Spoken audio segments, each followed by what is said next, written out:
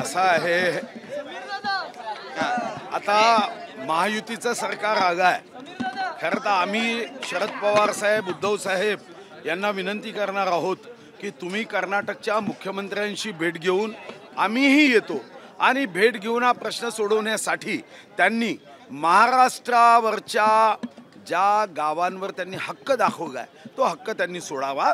एकत्रित बसून आपण सुप्रीम कोर्टात ॲफिडेव्हिट देऊ. आता शरद पवार साहेबांची आणि उद्धव साहेबांची भूमिका समजून घेतल्यावर मग यावर कर्नाटक सीमावाद हा जो 1956 मध्ये पंडित नेहरूंच्या चुकीमुळे झाला तो सीमावाद आपल्याला सोडवणं सोपी होईल. आता कर्नाटकमध्ये काँग्रेसचं सरकार आहे आणि आम्हाला व्यक्तिगत रीतीने वाटतं उद्धवजींनी खूप आनंद व्यक्त केला होता. आता हा प्रश्न सोडवायला उद्धवजी राजकारण न करता आम्हाला मदत करतील हा विश्वास आहे. नक्कीच, पण राहुल गांधी मार्केटवरमध्ये लॉंग मार्च करतात, शरद पवार जातात, पण बेळगाव प्रश्नी अनास्था दिसते नेत्यांची. अरे बेळगाव प्रश्नच हा काँग्रेसनी जन्माला घातला 1956 मध्ये. तेव्हा त्यांनी 2 सचिवांची बैठक केली पण 2 मुख्यमंत्री ह्या बैठकीमध्ये हा प्रश्न सोडवू शकले नाही आणि मराठी माणसांवर अन्याय करण्याचं काम जे काँग्रेसचं नेहमी राहिलं तेच आपण बघितलं आहे ना. संयुक्त महाराष्ट्राच्या चळवळीमध्ये शहीद झाले कोणाचं राज्य होतं, कोणाच्या बंदुका होत्या, बंदुका मारणारे कोणाच्या सरकारच्या नेतृत्वात काम करत होते. हे सर्व काँग्रेसचे लोक आहे ज्यांना मराठी द्वेष आहे, महाराष्ट्राचा द्वेष आहे. छत्रपती शिवाजी महाराजांच्या संदर्भामध्ये सुद्धा वाट चुकलेला देशभक्त हे कोणी वर्णन केलं. अफजल खानाच्या अतिक्रमण नियमानुकूल करण्याचा निर्णय काँग्रेसने का घेतला? हा 5 मे 2008ला निर्णय घेतला नियमानुकूल करण्याचा. अरे महाराष्ट्रात राहतात काही मनाची वाटत नाही, अफजल खानाचं अतिक्रमण नियमानुकूल करता. मला वाटतं की हे मताचे लाचार हे फक्त राजकारण करतात, बाकी विकासकारण, समाजकारण, देशाला प्रगती विकासाच्या मार्गावर पुढे नेण्याचं काम यांच्या हातून कधीच होत नाही. काँग्रेसचं सरकार आहे कर्नाटकामध्ये, दुसरीकडे ठाकरे गट कोल्हापूर पासून आता एकंदरीत मोर्चा काढणार आहे का बेळगाव पर्यंत? नाही, आता एकदा एकत्र असताना कॉन्ट्रास्ट दिसत नाही का? नाही, महाविकास आघाडीचं एकमेकाशी पटो न पटो याच्याशी आम्हाला काही घेणं देणं नाही. पटलं नाही तर राज्याचं हितच आहे, जनतेचं हित आहे. आज त्यांच्यामध्ये भूमिका पहिले एकत्र केली पाहिजे ना. कर्नाटकमध्ये काँग्रेसचं सरकार आहे. आपण सर्वजण आवश्यकता असेल तर बंगलोरमध्ये जाऊ आणि कर्नाटकच्या मुख्यमंत्र्यांना विनंती करू. सुप्रीम कोर्टात केस चालू आहे सीमा प्रश्नावर. ॲफिडेव्हिटमध्ये त्यांनी एवढंच म्हणायचं आहे की मराठी गावं जेवढी आहे तेवढी आम्ही सोडतो आणि त्यासाठी उद्धवजींनी, शरद पवार साहेबांनी त्यांच्यावर दबाव टाकला पाहिजे. आणि जेव्हा कर्नाटकमध्ये मुख्यमंत्री झाले तेव्हा किती आनंद होता, आनंदी आनंदगडे एवढ्या वेगाने आनंद व्यक्त करत होते. आज आमचा मराठी माणूस तिथं अडचणीत आहे तर सुप्रीम कोर्टामध्ये ॲफिडेव्हिट करण्यासाठी कर्नाटकच्या मुख्यमंत्र्यांना आम्ही दबाव टाकण्यासोबतच त्यांनीही दबाव टाकणं महत्त्वाचं आहे. झाडांपेक्षा अधिकची कत्तल होते. माजी पर्यावरण मंत्री असतील आणि विरोधक जे म्हणतात हे सरकार पर्यावरण विरोधी सरकार आहे, त्यामुळे मेट्रोच्या कामामध्ये झाडांची कत्तल ही मोठ्या प्रमाणात. मी माहिती घेऊन सांगतो, कोणतीही झाडांची कत्तल बिना परवानगी करता येत नाही. परवानगी घेऊन कत्तल करायची असेल तरच करता येते. याला कायदा आहे. मागच्या 2 महिन्यापूर्वी आम्ही कायद्यामध्ये बदल करून आता दंडही वाढवला, शिक्षाही दिली आहे. आता फक्त तपासावं लागेल की परवानगी घेऊन केली आणि तीही शेड्यूल नॉन शेड्यूल ट्री आहे. विरोधकांना पहिले तर कायदे माहीत नसतात. बिना कायद्यानी काहीतरी हवा करायची आणि माईक दिसला की बोलायचं हा यांचा नवीन जन्मसिद्ध अधिकार आहे. आणि म्हणून मला वाटतं की अभ्यास न करता काहीही बोलायचं.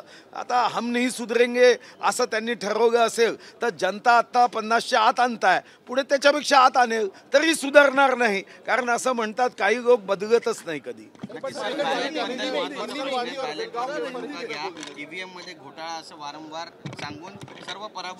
पहिल्यांदा विजयी उमेदवारांनी राजीनामे द्यावे.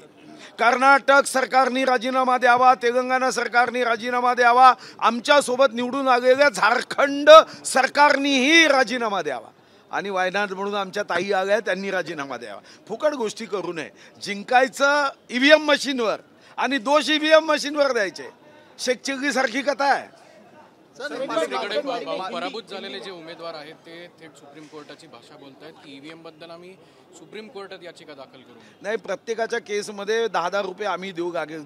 वकिलांना फी पाहिजे असेल तर काहीतरी भाषा बोलायची का? 1988 मध्ये कायदा स्वर्गीय राजीव गांधींनी पारित केला. 51चा आणि 61च्या कायद्यामध्ये दुरुस्ती कोणी केली? 2010 मध्ये आदरणीय मनमोहन सिंग पंतप्रधान असताना त्यांनी समिती बसवली. सुप्रीम कोर्टाने 2011 मध्ये चॅलेंज दिला, है कोई माई का गाल जो ईव्हीएम को हॅक करके बता दे. आणि तेव्हा काँग्रेसच्या चेहऱ्यावरचं ते विराट बिकट हास्य होतं की खासदारांनी लोकसभेत जेव्हा ईव्हीएमवर प्रश्न विचारला हे किती प्रतिगामी आहे हा भाव होता.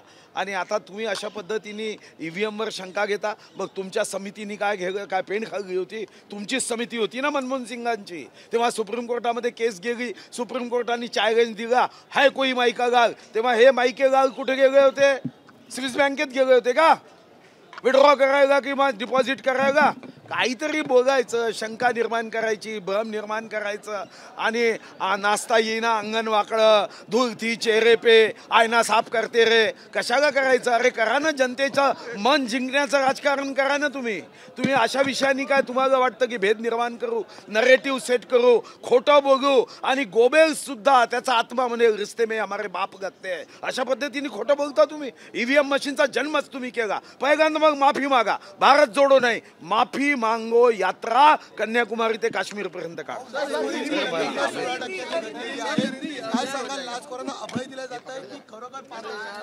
पारदर्शकता देवेंद्रजीच्या नेतृत्वामध्ये येईल, चिंता करू नका. कुठेही चूक असेल लक्षात आल्यावर चुकीला माफी नाही. जय भवानी जय शिवाजी. आम्ही सुद्धा आमचा कोणीही जवळचा व्यक्ती पाहणार नाही. हिंदी में बोल दीजिए सर. डायनामिक नेते निवडले जातील असं सुद्धा बोललं जातंय. अरे आम्ही कुठं पुढे जागो आहे यार? आम्ही का डायनामिक नाही असं तुझं मत आहे का? आम्ही वागणक घेऊन आलो, राज्यगीत आम्ही दिलं, राज्य शस्त्रदानपट्टा आम्ही दिला, 2550 स्क्वेअर किलोमीटरनी ग्रीन कव्हर वाढवलं. देशामध्ये स्वातंत्र्यानंतर 11,975 कोटी रेव्हेन्यू सरप्लस स्वातंत्र्य नंतर मी दिलं. माझा सत्कार स्वर्गीय अरुण जेटलींनी केला. तुम्हाला माझ्याबद्दल का शंका येते हो? यासाठी म्हणाल कारण 10 किलो वजन तुम्ही कमी केलं. हा मग यंग झालो ना. मग आता का प्रश्न उपस्थित?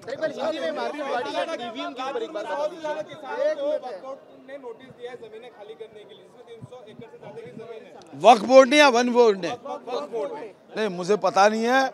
अब देखो उसके नियम क्या है, वो नियम से कोई नोटिस देता है तो नोटिस का मतलब ये निर्णय नहीं होता. नोटिस देने के बाद उन्होंने अगर अपनी बाजू रखी कि ये हमारी जमीन है और उसके बारे में अपने कागज दिए तो ये नोटिस जो है वो डस्टबिन में चले जाता है, कचरा कुंडी में जाता है. नोटिस देना इसका मतलब ऐसा नहीं होता कि उनकी जीत होगी. नोटिस यानी पूछा जाना है. सर एक बार ईवीएम के ऊपर हिंदी में बता दीजिए, मार्केटवाड़ी में जो आंदोलन चल रहा है उसके ऊपर. देखो ये आंदोलन धोखा है.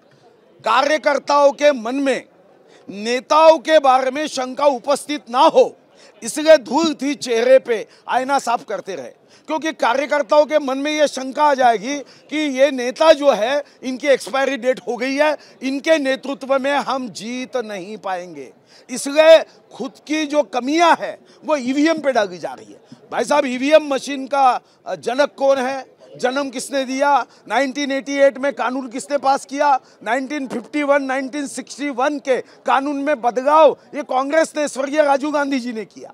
2010 में डॉक्टर मनमोहन सिंह ने समिति बैठाई, समिति का अहवाल लोकसभा में दिया और उन सांसदों को ये मनमोहन सिंह जी ने कहा कि आप प्रतिगामी विचारों के हो, आपको विज्ञान पे विश्वास नहीं है, आप अभी भी 16वीं 17वीं सदी की बात कर रहे हो. बैलेट पेपर से पर्यावरण नष्ट होता है, कागज निर्माण करने के लिए महंगा तो होता ही है, लकड़ियां तोड़नी पड़ती है. यहाँ पे बैलेट पेपर में धोखाधड़ी होती है, बूथ कैप्चरिंग होता है, समय बहुत लगता है. ये किसका भाषण है? डॉक्टर मनमोहन सिंह जी का. राहुल गांधी जी मनमोहन सिंह जी को मानते नहीं, ऐसे ही मजाक में प्रधानमंत्री बना दिया था. और वहां पे सुप्रीम कोर्ट में जब केस गई, सुप्रीम कोर्ट ने भी कन्याकुमारी से कश्मीर तक, कामरूप से कच्छ तक आह्वान किया था, है कोई माई का गाल जो ईवीएम को हैक करके बताए. सबको मालूम है भौतिक रूप से आप मशीन हाथ में लेके आप हैक करने का कोई प्रयोग दिखा सकते हो, पर मशीन दूर रखी है मशीन. और दूसरी बात मुझे समझ में नहीं आती कि हम जब चुनाव करते हैं तो एक दिन पहले शाम को हर पार्टी के जो बूथ प्रमुख इलेक्शन एजेंट होते हैं उनके सामने मशीन रख के प्रयोग करके बताते हैं. भाई हम उसको बटन दबा के बताते हैं, फिर हम जो पेपर है उसकी पेपर की भी काउंटिंग करके बताते हैं. तो फिर महाराष्ट्र में पेपर काउंटिंग में और ईवीएम मशीन में क्यों फर्क नहीं आया? हमको तो लाडली बहनों ने अपना आशीर्वाद दिया, तो ये सावत्र भाइयों को तकलीफ क्यों हो रही है? मुझे लगता है कि कमियां इनमें है और अपने नेतृत्व को धोखा ना हो करके ये कार्यकर्ताओं को गुमराह कर रहे हैं ईवीएम मशीन पे। अरे इनके पास पार्टी चलाने का, चुनाव जीतने का नेतृत्व नहीं रहा। में अब वो बात नहीं रही है, समाप्त हो गई है। अब ये ईवीएम मशीन को कितना भी दोष दे दे, फायदा नहीं होने वाला। सर, उद्धव गुट के नेता कह रहे हैं कि इंडिया ब्लॉक का नेतृत्व करना चाहिए। हाँ, उनके लिए तो बीमारी है ना भाई। ये कुछ लोगों के लिए सत्य बीमारी होती है, कुछ लोगों के लिए प्रामाणिकता बीमारी होती है। तो ऐसे जिनके मेंदू है उनके लिए हिंदुत्व भी बीमारी है। अच्छा ही नहीं लगेगी ना, उनको कैसा अच्छा लगेगा। हिंदुत्व सहिष्णुता है, हिंदुत्व प्रेम है। जोत से जोत जगाते चलो, प्रेम की गंगा बहाते चलो। हिंदुत्व यानी क्या है, ये इनको कभी समझा क्या? हिंदुत्व यानी बेटा बाप के लिए जंगल में 14 वर्ष का वनवास लेता है, वो हिंदुत्व है। वो औरंगजेब जैसा नहीं है, बाप को मार दिया, भाई का बाप को जेल में डाल दिया, भाई का सर काट दिया। ये हिंदुत्व नहीं है। हिंदुत्व ये त्याग और परंपरा का प्रतीक है। तो इनके लिए बीमारी है। नेता कहते हैं कि उद्धव ठाकरे के अंदर काबिलियत है इंडिया ब्लॉक को लीड करने का। दारोदारी फिरण्याची वेळ त्यांच्यावर. नाही ठीक आहे, आता महाजन साहेब म्हटल्यानंतर त्याच्यावर मी काय प्रतिक्रिया देणार? नाही, त्यांची प्रतिक्रिया, त्याच्यावर माझी प्रतिक्रिया का घेता?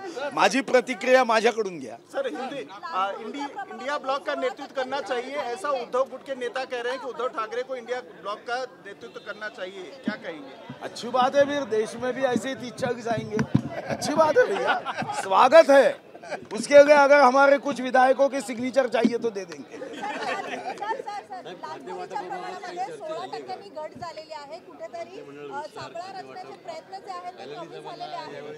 नाही, मला असं वाटतं की असे प्रयत्न कमी झाले असावेत असं मला वाटत नाही। साधारणतः याच्या संदर्भात स्वतंत्रपणे आपल्याला चिंतन विचार करण्याची आवश्यकता आहे। हा विषय जो आहे तो स्वर्गीय इंदिरा गांधीजींनी म्हटलं होतं की corruption is a global phenomena, आणि स्वर्गीय राजीव गांधी म्हणाले होते की 1 रुपया मैं दिल्ली से बेचता हूँ तो 15 पैसे पोचते, 85 पैसे हमारे। त्यांनी म्हटलं नाही, रिकामी जागा सोडली होती की काँग्रेस वाले हमारे 85 पैसे निघल घेते हैं। तर मला वाटतं की कडक कारवाई देवेंद्रजी पारदर्शकपणे करतील आणि याच्यामध्ये निश्चितपणे काय काय करता येईल। सरकार पूर्णपणे गठन झाल्यावर, आता मुख्यमंत्री उपमुख्यमंत्री आहे पण पूर्ण गठन झाल्यावर यावर आपण निर्णय करू। शेवटी 3 पक्ष आहे, चर्चा करायची की नाही? घाईघाईत करायचं का? काही घाई आहे? सरकार आहे, निर्णय करताय, कुठं हा अडचणीचा विषय आहे? शेवटी मंत्रीपद 5 दिवस आणि आत्ताच झालं असं नाही आहे ना, अनेकदा झालं आहे। आणि म्हणून मला वाटतं की चर्चा झाली पाहिजे, संवाद झाला पाहिजे। संवादातून आपण सर्वांनी योग्य पद्धतीने अभ्यास करून, एकमेकाशी चर्चा करून जर सरकार स्थापन केलं तर दीनदुर्बल शोषित वंचिताची सेवा ही गतीने करता येईल आणि त्यांनाही आपण चांगली सेवा देऊ शकतो। सर, हिंदी में खाता हुआ सबको नाही, मला वाटतं की दावा त्यांनी केला तर चर्चा होईल आणि दावा जर केला असेल तर चर्चेतून आम्ही एकमेकाला समजून पुढे जाऊ।